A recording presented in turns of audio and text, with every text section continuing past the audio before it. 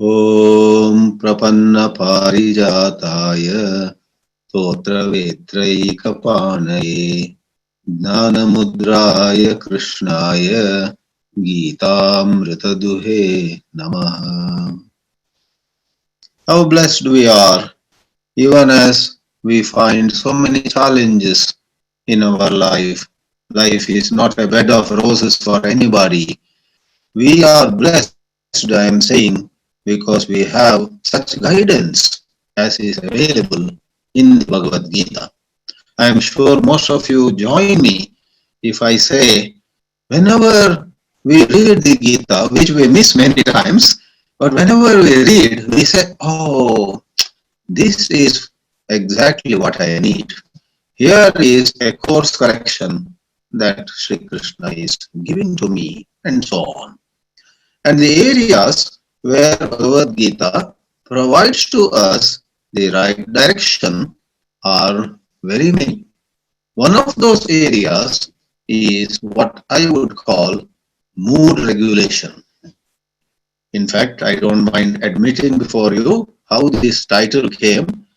This morning I was hearing a TEDx podcast from some experts in psychology, and they were using this word mood regulation. And they were talking about, it was very interesting, they were talking about how there are two selves within us. The self within us. The one self is the want self. I want to eat this, I want to go see that, etc. Another self within us is the should self. I was listening to the podcast on my smartphone very carefully, and I could not but see the close resemblance of their discussion with Shreya and Preya of Kathopanishad. Shreya is what we know as we should do, the should self, and Preya is the want self. I want to go see some YouTube video, that too some entertainment. Whereas I should be finishing some work, and then of course I may enjoy some entertainment, which hopefully is educative also. So coming back to wind up that, especially that reference to the podcast, there was quite a bit of an emphasis on the need to regulate our moods so that we do not procrastinate, we stay on course, and every day of ours becomes a beautiful piece of living. And that is how we call these lectures as related to Bhagavad Gita for daily living. It's not about gaining some scholarship or not just for enjoying some interesting dialogue over a cup of tea or coffee.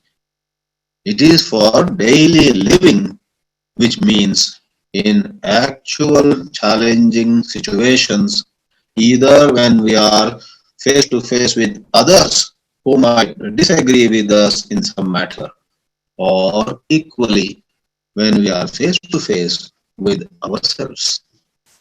The should self in us is at loggerheads sometimes with the want self. I want to watch a YouTube video, dance and music. I should be completing a piece of work which I have promised somebody that I would deliver by this evening, etc. So, in these situations, not over a cup of tea or not during a friendly walk with a colleague or so, all that is okay. But the main application of Bhagavad Gita is in such scenarios where we need to be careful, avoid some false steps, and take the right steps.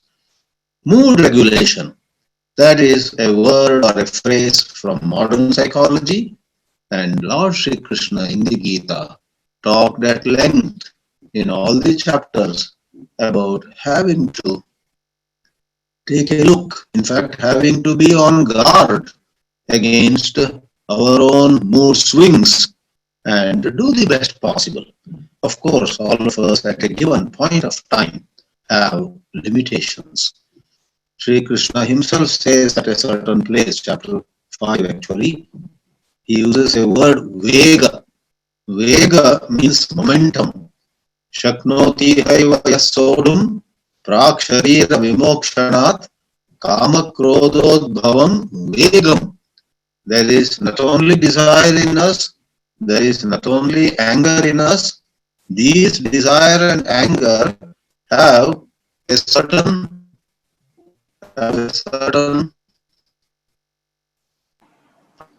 Hari Om, Swamiji. voice problem. Yes, voice is breaking slightly, Swamiji. Maybe the internet connection. Let me do one thing.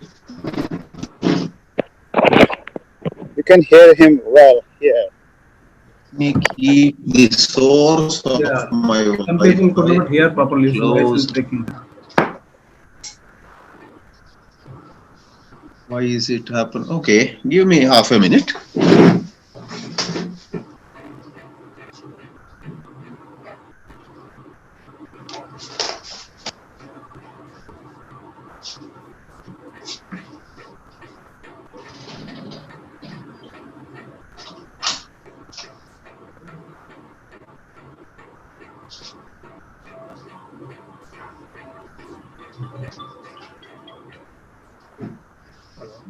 Yeah.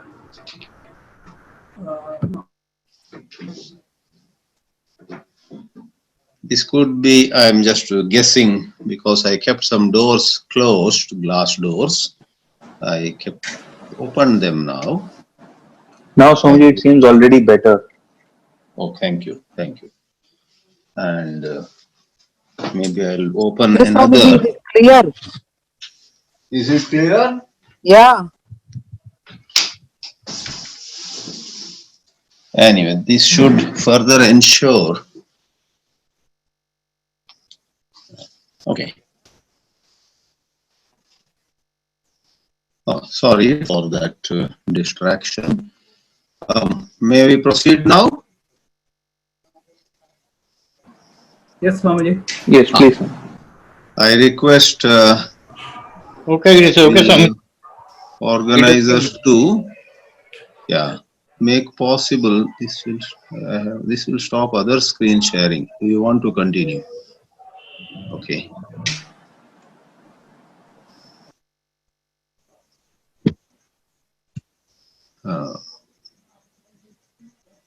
Now it is okay, Swamiji.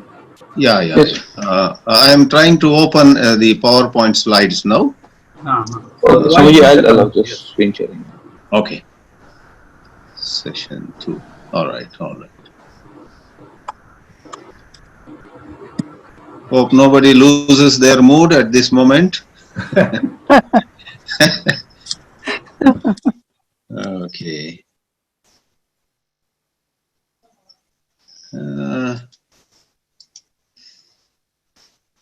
मेरे को तो इसका आदत थी.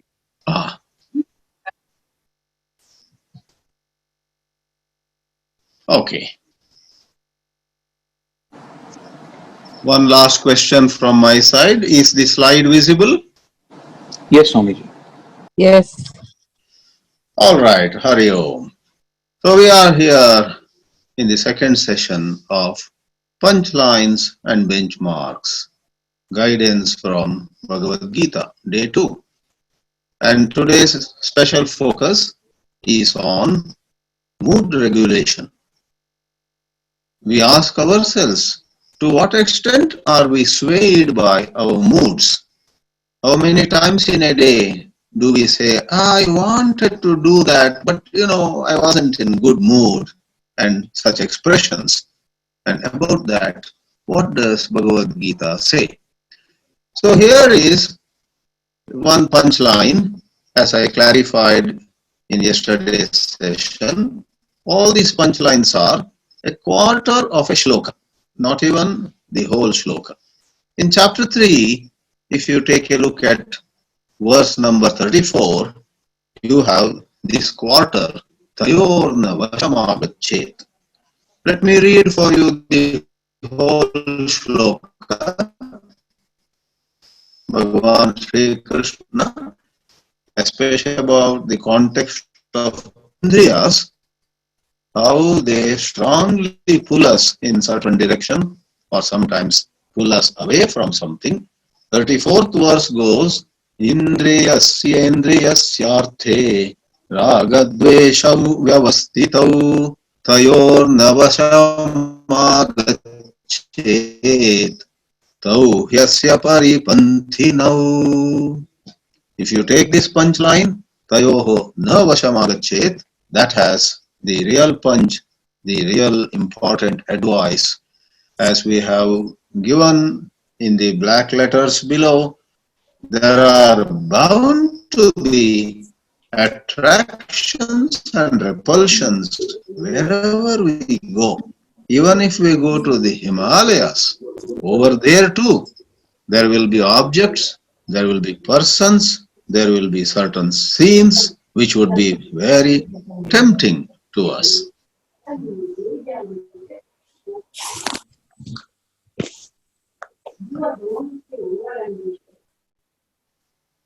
Is somebody talking? All right. So taking a little liberty with the translation, what Shri Krishna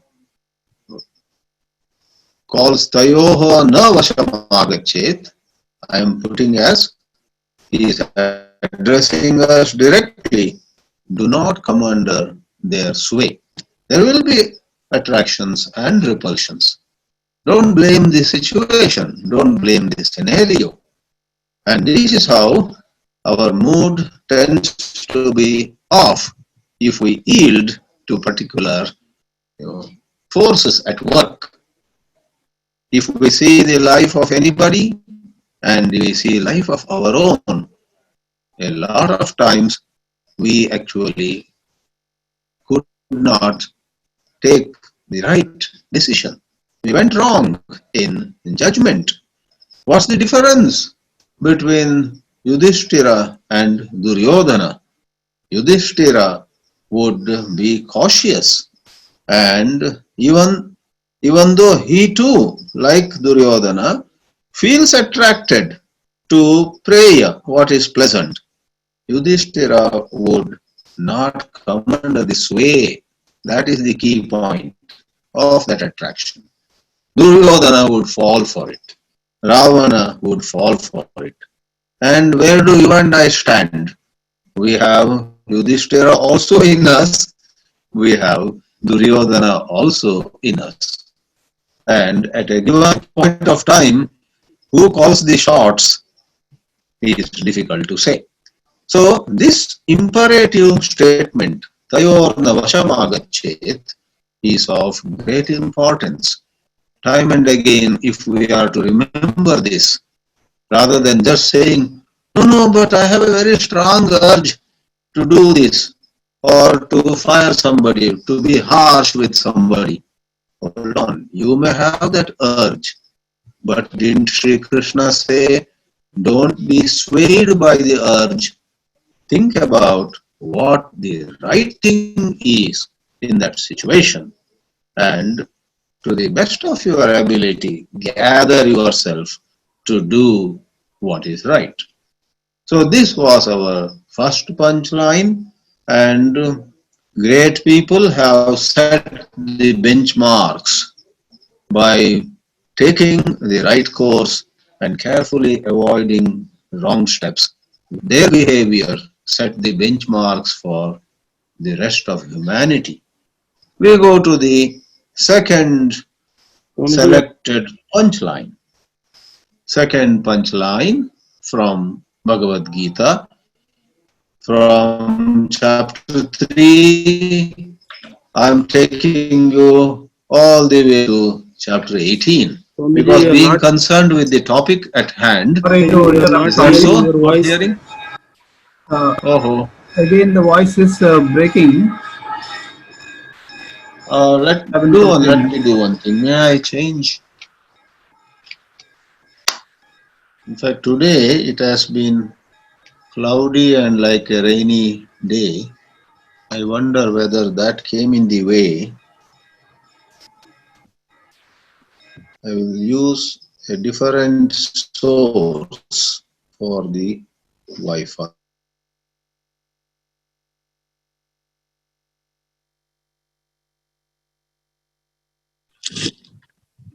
It is clear for us.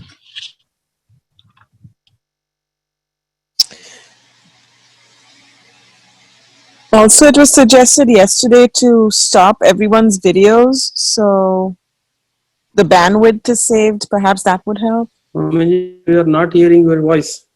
No, I am changing the source of Wi-Fi.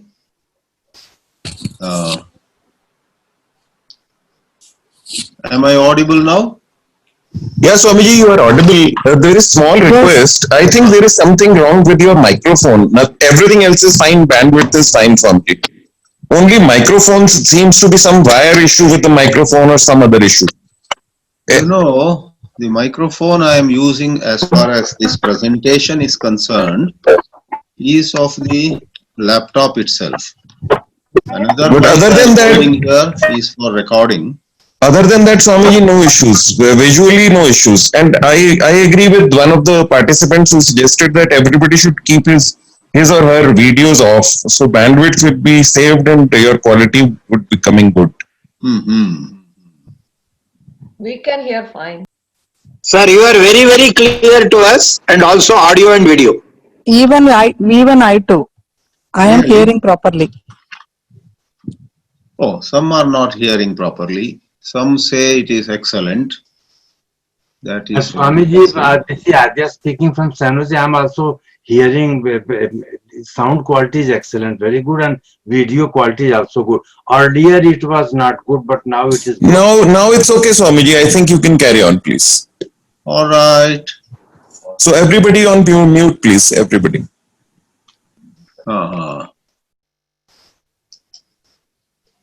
Okay. I am trying to bring the slide back. Yeah, one of you please let me know. Is the slide visible? Yes, Swamiji, yes. Okay, we are on the third slide, which is our second punchline. That's what I was saying. From chapter 3, we went to chapter 18. And in chapter 18, Shri Krishna makes a wonderful, insightful remark how most people have Swamiji, can you repeat the second one? Because it was not completed, I hope so. Second one. This is the second punchline. Okay, this one. Okay. This is the second punchline. Though the slide number is 3, this point is the second. The slide number at the bottom right, it doesn't represent the punchline number. This is the second punchline. Okay, Swamiji. Thank you. No problem. So, when we read these portions, as many have commented, Geeta acts like a mirror. Just as when we stand before the mirror, we see what is wrong maybe on our face. Likewise, when we read a shloka like this, we realize that when it comes to our day-to-day life, there are many things which we go on postponing, and there are many other things, even if they are not important, we keep doing the same again and again and again. In other words, there are some of our duties which are pleasing to us. We go on doing them. And when it comes to some pieces of work which are also our duty, but they are not pleasing to us, and then we say, oh, why did this job come to me? I will do later, and we procrastinate.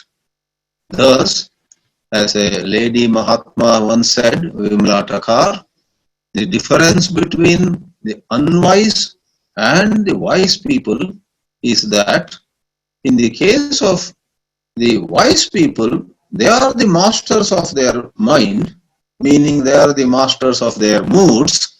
In the case of the unwise people, their mind is the master and they are enslaved by the moods of their mind. Now this line, nad dveshti akushalam karma.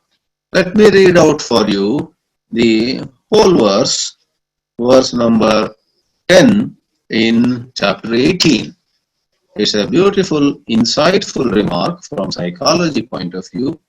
Nadvestya kushalam karma kushale nanushajjate tyagi sattva samavishto medhavi chinna samshayah. A wise person who is medhavi, intelligent, chinna samshayah. This person not only has some bookish scholarship, which is secondary, but in his or her outlooks, there is no confusion. Especially in this context, he is very clear that if there is some worthy action that needs to be done, there is no justification for postponing it. Do it. Akushalam. In the present context, akushalam means something where we really given the choice, we really would not like to do. But there is no choice, it is our duty and it has to be done well in time. Nadvishti akushalam karma kushale na anushajjate. A lot of talented people, leave alone those who don't have much talent, those who don't have much gifts. Talented people, people with lot of potential, lag way behind in life, and not just in matter of competition and other things, even in terms of enjoying life, because they mess up their daily life because of their strong likes and dislikes, because of their raga and dvesha, and therefore they don't do what needs to be done. They do not enjoy. Leave alone positions, powers, fame, name, etc. That is secondary. Are they happy? Do they have a bosom that is free from conflict? No. Who is responsible? It is their bad moods, and more than bad moods, all of us have bad moods. They are succumbing, they are yielding to those moods. And Shri Krishna says, in fact, just 2 verses down from there, it is said, for immature people, things that come before them are in 3 camps: Anishtam, Ishtam, and Mishram.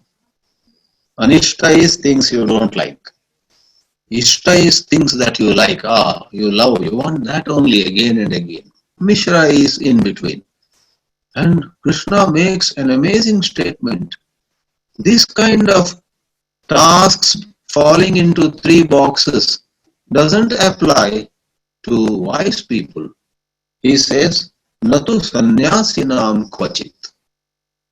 Calling wise, mature people sannyasis, calling them with the technical word, doesn't have to mean ochre robes or any particular initiation.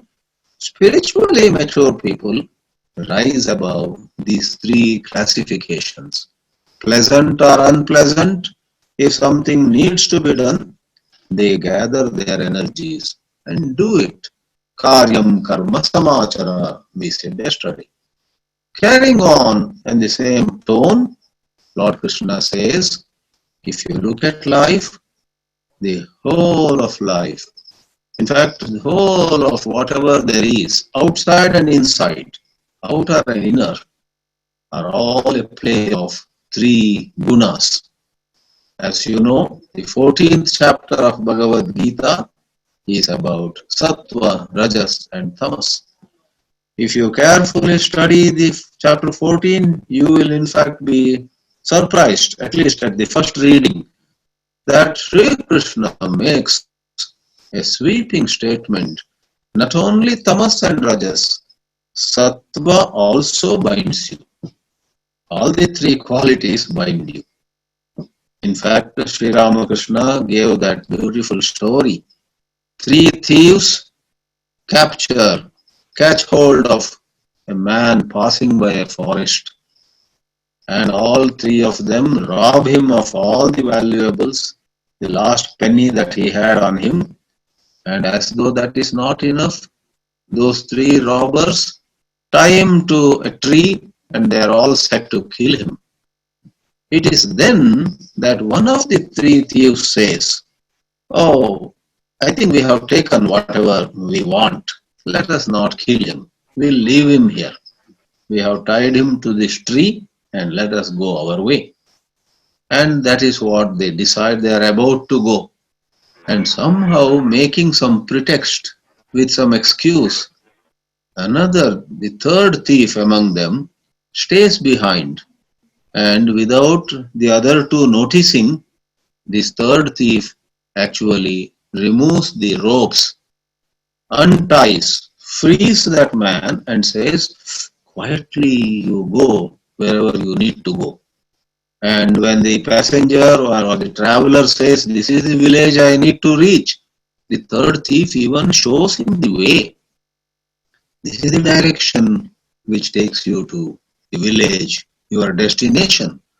And when the traveler says, in this very touching story, the traveler says, "I am so thankful to you. When the other 2 were so cruel, you in fact wanted to release me. Why don't you come with me?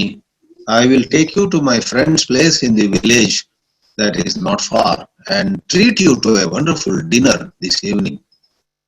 Then the 3rd thief says, "No, no, no, no, no. I won't come to the village. Here onward you should go by yourself." Sri Ramakrishna, giving the story, says, the first one was Tamas, who was bent upon killing the traveler. The second one was much better, Rajas, says, "Let us not kill him, let us tie him down to the tree." The third one is definitely relatively kinder, far more kind. Third one even takes the traveler to the edge of the forest and says, "Go straight, you will reach the village of your desire." But then the third one also doesn't come to the next village. That is how Sattva also doesn't take us to freedom. This is the beautiful teaching of the Vedanta. True freedom, true maturity, true peace is when we keep an eye on all the 3 gunas, all the 3 moods. See, modern psychology may use the word mood, and Geeta uses the word guna.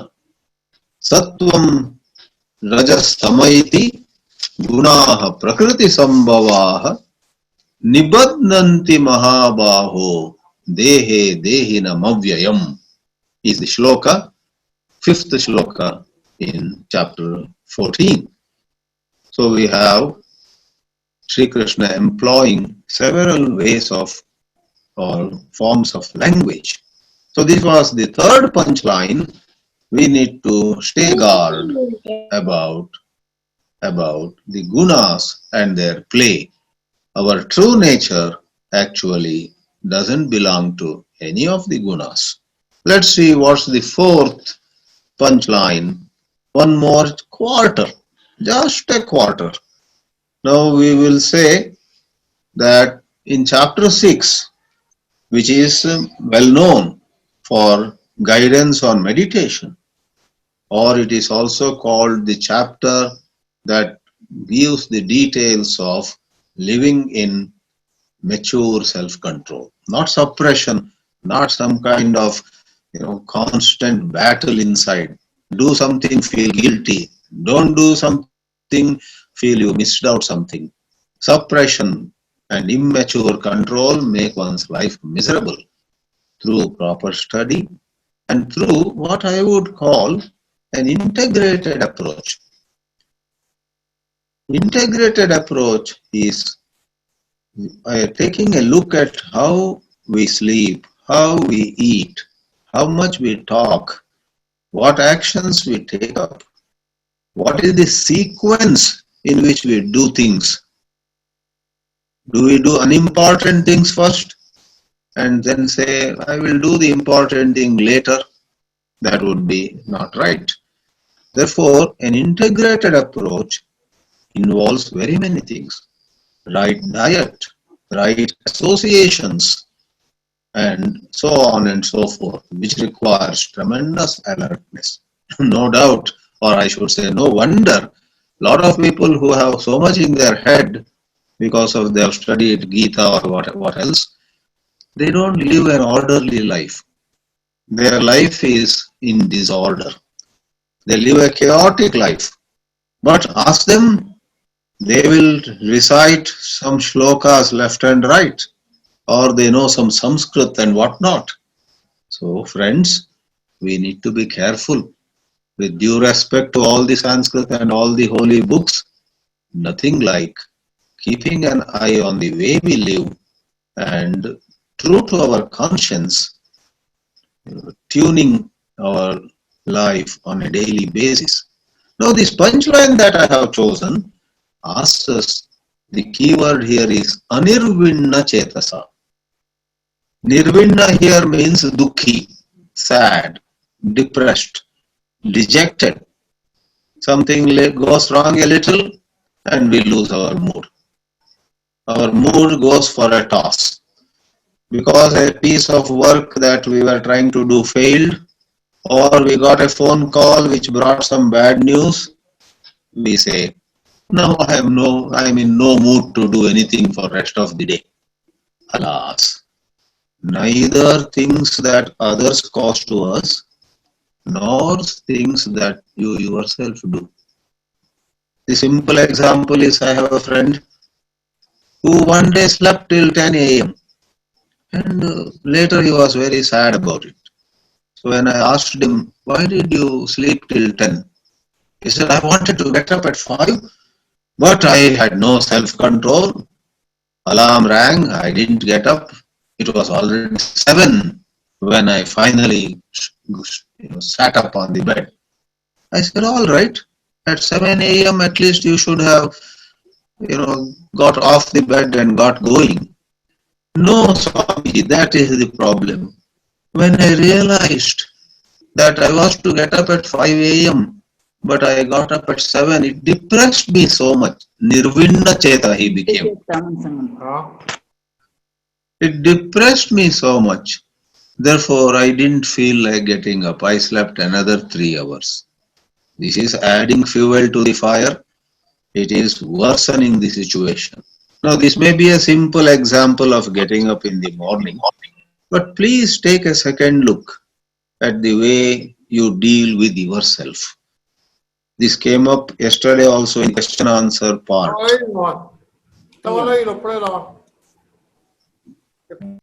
It came up how one way to gather our energy is not to waste our emotional energy in guilt or shame or dejection. Shri Krishna says, let me read the whole shloka for you. Yoga has to be practiced without losing the enthusiasm, no matter what. Yoga yoktavyaha anirvinna chetasa tam vidya dukkha sanyoga viyogam yoga sannitam sanischayena yoktavyo yogo anirvinna chetasa. Before I proceed, I would read out the point at the bottom of the slide. To get going, no matter what, even if we have fallen, failed, slipped, etc., requires a certain spiritual stamina, right? And I would like to point out, this spiritual stamina is not about being youthful, is not about physical strength. Many of us who may be in our 70s or more, 60s or whatever, we may not have youthful energy. But spirituality, that is the good news, doesn't require, this is not an Olympic race. This is not about lifting some heavy object. It is some wise choices within whatever energy we have, within whatever few hours in a day we are fresh and relatively able to do things. Can we apply our mind to good thoughts, to contemplation, or to use Ramana Maharshi's language, can we engage in self-inquiry? I feel tired. May I ask, who is tired? I am tired. I feel bad about it. What is this I that is feeling bad? What is this I? Is it a certain conditioning? Does the true I feel bad at all? Our study enables us to conduct a certain self-inquiry. Therefore, as Vivekananda put it, stop not till the goal is reached. It is certain inner wisdom that is required, neither physical stamina nor some kind of emotional vibrantness, etc. No, it is inmost choices. We go to the fifth punchline for the day.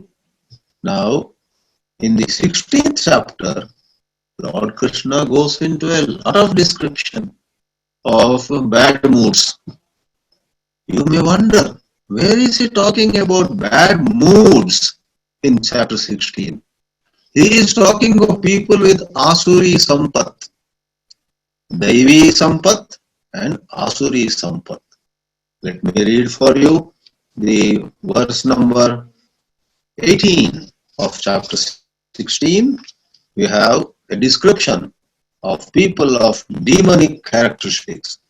Ahankaram balam darpam kamam krodam cha sanshritaah mamatma paradeheshu pradvishantobhyasuyakaah. I took just the first quarter. Ahankaram balam darpam.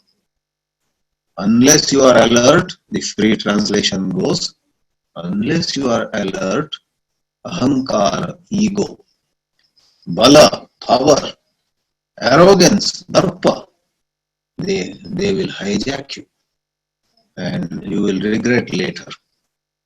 Just like in these times of COVID-19, we are told we go here and there, we never know. A virus may come on our hand. Therefore, we are advised, wash your hands again and again with soap, with sanitizer. What will happen? What will soap do? What will sanitizer do? Whatever virus has somehow come upon our hands is killed thereby. Likewise, ahankara, bala, darpa, kama, krodha, and many others are also mentioned. Asuri sampat. These somehow enter us, and the sanitizer is loving contemplation on God. Take a 5 minutes break and say, though I have 100 things to do, I'll take 5 minutes off and apply your mind, depending on your temperament. Maybe God's name, maybe contemplation upon awareness, on the true nature of the pure self, Atma Chintana. All of them are divine. Then you find you will be dropping, you will be letting go of the bad mood. With this, we have covered 5 out of 6 punchlines. Last but not the least is a positive description that Shri Krishna gives in chapter 13. As most of you know, if not all, chapter 13 has a list of 20 qualities of advanced spiritual seekers. It is actually Jijnasu Lakshana, but Shri Krishna says this is Jnana Lakshana. Know this to be the mark of spiritual maturity, and one of them, as given in the 9th verse, is Nityam Samachittatvam. What is being enslaved to moods? What is mood swing? Losing that samatva. When time and again, at the drop of a hat, as they say, we lose our mood, then we are way behind. In contrast, there is samachittatvam. The verse says, asaktirana bishwangaha putradara grihadishu nityancha samachittatvam ishta anishta upapattishu. The way of life, the nature of life is sometimes what is pleasing comes to us, sometimes what is unpleasant comes to us. Ishta, anishta. There is nobody on the earth to whom every day only good things happen. That is impossible. As good and bad things come to us, though we feel the pinch of them, of course we do get hurt a little bit. The whole challenge is, can we quickly reclaim our samatva, stay free of moods to remain equal in pleasing and displeasing scenarios? Is the liberal translation we have given, and I want to comment here. Wisdom, therefore, is not about staying aloof or being inactive, stand at a distance and pass comments at others. That is not wisdom.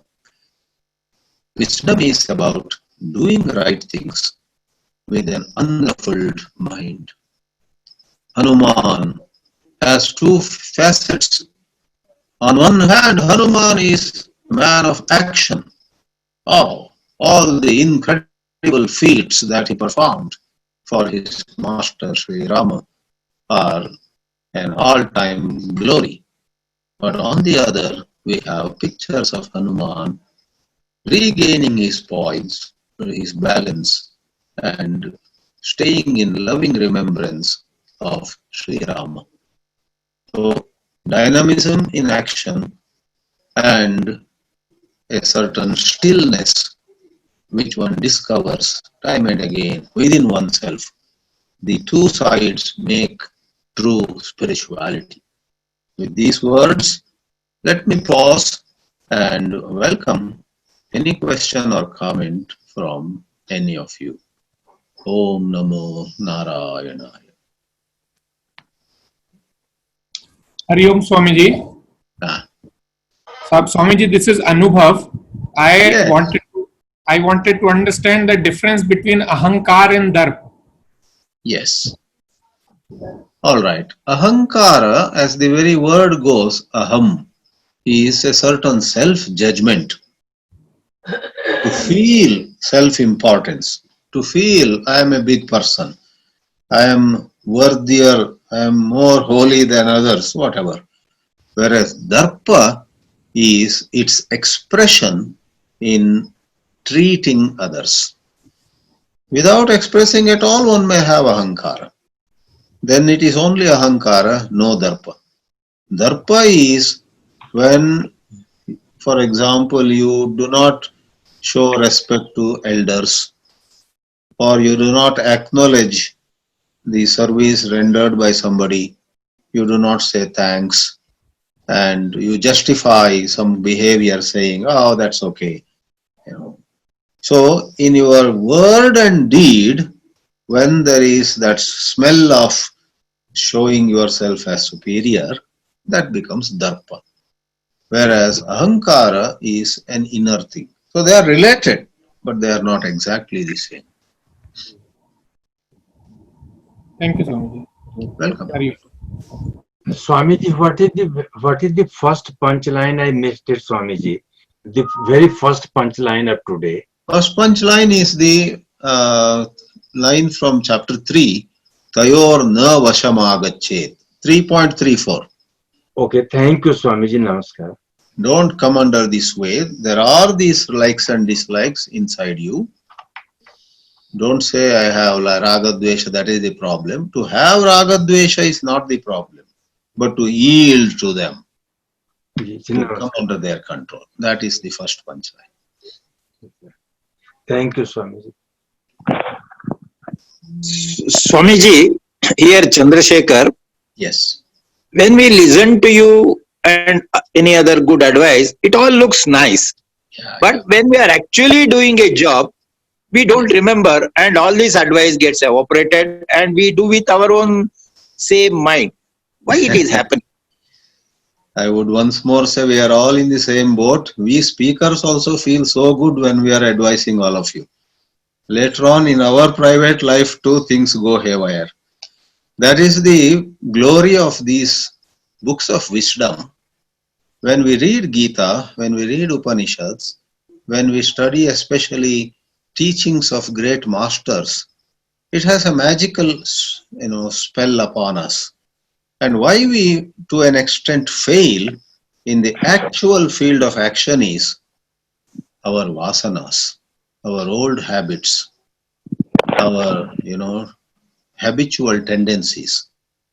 It's like somebody puts the alarm for morning 5:30 and not somebody else, the same person at 5:30 or maybe 5 minutes before 5:30 turns it off not to get disturbed by it.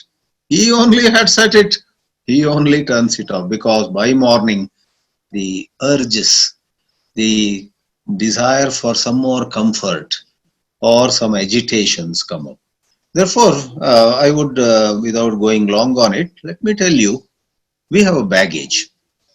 And therefore, as one of the punchlines said, Yogaha yoktavyaha anirvinna chetasa.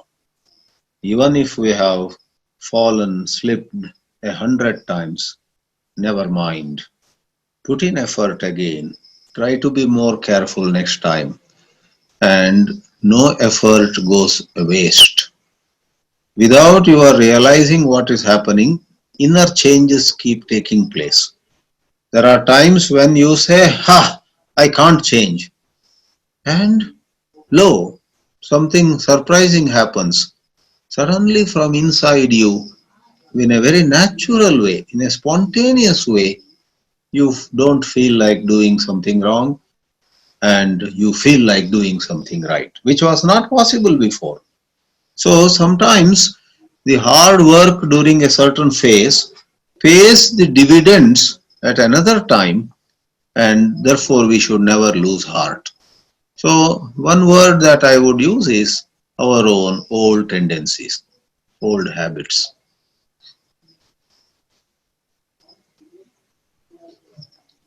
Thank you, sir. Welcome, welcome. Maybe. Swamiji, there was a question from one Zubin. Oh. The difference between self-respect and Thank you. ego. Self-respect and ego, right? Ego, yes. Swamiji. Yeah. Thank you. Ego is blind. Self-respect is with open eyes. What I mean is, self-respect is based on objective factors. The ego is based on, a blind attachment to me. Once it is me, it has to be right. That is ego. Whereas self-respect is, suppose objectively, the whole town would agree that I have certain good qualities, good values, I have certain skill, I have certain talent. The whole town knows that I have helped some people and I come from a certain reputed family. These are, let's say, facts. As long as something is based on facts, that self-respect is part of life. One has to carry self-respect, but ego is, it goes overboard. Ego is just a certain obsession with oneself. So one has to clearly see, would I, the golden question is this, would I endorse this way of thinking if somebody else were to do it? Let's say somebody has a fabulous house and he is proud of it. That is good, that is self-respect because it's a fact. So whenever, it is based on reality, that is self-respect. In fact, you are the manager in an office and a person who is factually a clerk, subordinate, You know, just doesn't listen to your instructions, comes late day after day. Then you say, I am the manager here. If you continue to come late to the office, I will take disciplinary action. That comes from self-respect. Because you are aware of your position, which is a fact. The organization has made you the manager. Therefore, whenever we operate from such criteria which are agreed upon by collectively by many, that is self-respect. When we go by certain factors where others either openly or behind our backs criticize us, but we are very fond of, projecting ourselves as big, that is ego. So that's the distinction. Swamiji, Madhuri here. Yes. Yes, Swamiji, namaste. Could you please elaborate as to how even virtuous guna like sattva can become a golden cage? That's right. Okay. Sattva becomes a golden cage because maybe social service, maybe speaking softly, maybe attending satsangs, maybe joining bhajans, maybe doing good work, etc., generate in us a certain attachment to that way of living. And then we get enclosed by it. If for some reason we are unable to join satsangs or bhajans, for some reason we are unable to take part in some service activities, some health reason, health doesn't permit, we feel miserable then. Oh, I used to be able to do all this, and alas, now I am not able to do it, etc. So, one who goes above even sattva has the capacity to take even such conditions or such scenarios in his stride. He smiles. Yes, at one time he was able to do a lot of good work. Now maybe he is bedridden or some situation has taken him far away, and he says, it's all right, I accept. That is called prasada buddhi, right? This seems to be God's will. And tomorrow if circumstances again permit me, I will get into those wonderful sattvic activities. But right now, I am unable to get into it. So that is being above sattva. Thank you. Swamiji, some people, in spite of becoming old or whatever, from the born nature, they have ahangar in the family life as well as outside, and in the workplace also. And even though people tells them that you have got so much ahangar, why can't you reduce? They are telling that I come, it is my born nature, and then I can't improve. So I think, is it karmic that those are due to samaskaras, they have undergone this ahangar? Sometimes it is God's will that certain people have been made that way. They become instruments for others to learn some lessons. And all of us actually have certain nature. Our swadharma, our swabhava, sometimes these are, interchangeable. Therefore, about such people, while it causes some discomfort to us at times, we should not be overly judgmental. Sometimes people who are a bit aggressive, they help the society in their own ways. If all were to be soft and speaking with great care and so on, society may go berserk. There have to be some people, what they call kshatra tejas, like a kshatriya. Yeah. That is okay in society, but not in the family life. It will affect the opposite. That's a good question. In the family life. That I understand. It's a little more difficult to answer. That is why we smart people keep away from families and become monks. Swamiji, I was thinking of Trump. Trump is a classic example. Right. Trump is But he has a lot of admirers, and don't be surprised if he wins the election again. Yeah. I am not able to get back to screen. Okay. Swamiji, can I ask one question again? This is Adya speaking. You have already asked one, right? This is your last question for the session. Okay, Swamiji, this coronavirus, because of it, Vivikt Desh Sevitvam Arati Jan Sansadi, these two things from Geeta automatically got imposed, kind of. Ah. I am just being funny and humorous. I wanted your comment on it, Swamiji. You are saying some of the teachings of Gita have become easier with the corona being around? But because in Bhagavad Gita, like I guess in chapter 13, it says, Vivikt Desh Sevitvam Arati Jan Sansadi. Yeah. And you had once explained it in your San Jose lecture at length. So I recollected it and I just wanted to bring it up. That coronavirus kind of enforced these two things. Vivikt, everyone is separated and Agreed. Sometimes there are hidden blessings in every adversity. A lot of people are saying this quietude, this solitude, this being home for extended periods of time is helpful to us, they are saying. Yeah. So this is a side benefit. But so many people are suffering, so many have lost jobs, so many have problem of mere survival also. We must be aware of that. I think what you said is not exactly a question. It's a comment. It's a comment, Swamiji. I was just trying I have written many of your nice comments. Once you had said कि हम आपके हैं कौन, आपके निकाल दो तो हम ठीक है, बंद करिए. आप तो वहाँ सैनो से में भी you then go on and on. Namaskar. Yeah. So we'll have one last question and then over to certain formalities. Swamiji.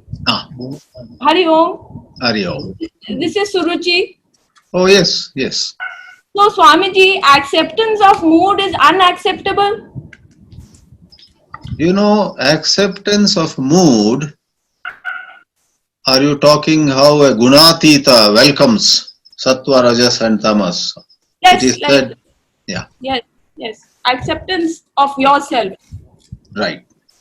So, if someone is accepting any of these moods from that high point, staying Gunatita, that is acceptable. But many a time, if you and I accept a certain behavioral pattern out of helplessness or out of some moha, Dhritarashtra would accept the behavior of Duryodhana out of excessive attachment to his son. Dhritarashtra was not a Gunatita, not above the three gunas, but he had such moha, delusion about his son, that if Duryodhana did something, he would say, okay, let him do so. So you and I should question ourselves. Are we accepting a certain behavior in ourselves out of egoistic delusion? I cannot be wrong, I have to be right, and so on. That is wrong.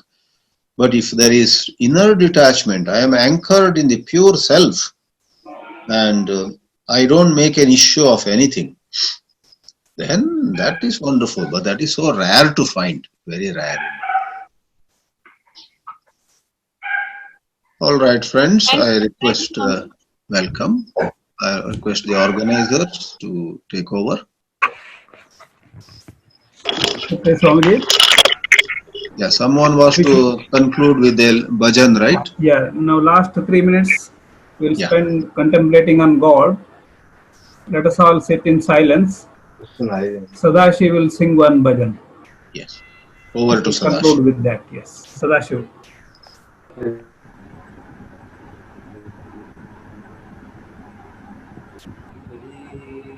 Sadashi is ready?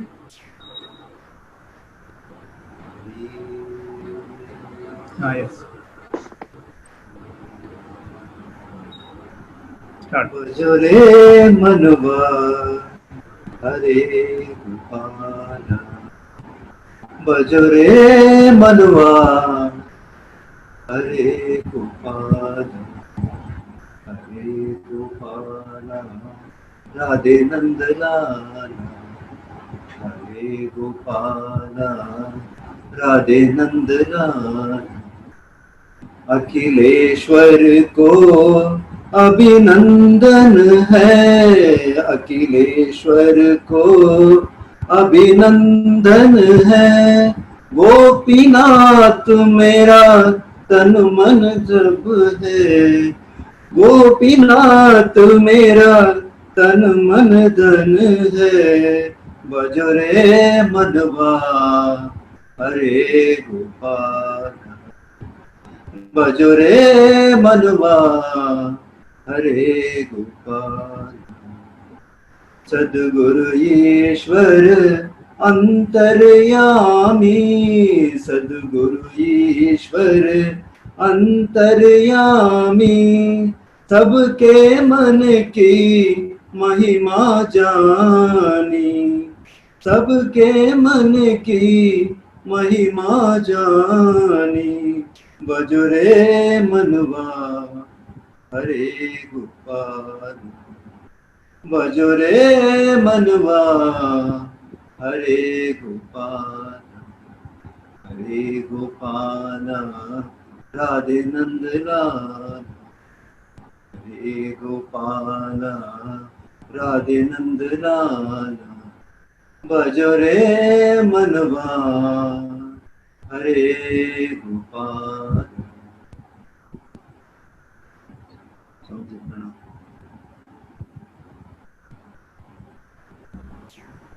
सद्गुरुनाथ महाराज की जय. So we conclude this session, Swamiji. Yes. Om Shanti Shanti Shanti Hari Om Shri Guru Bhyo Namaha Hari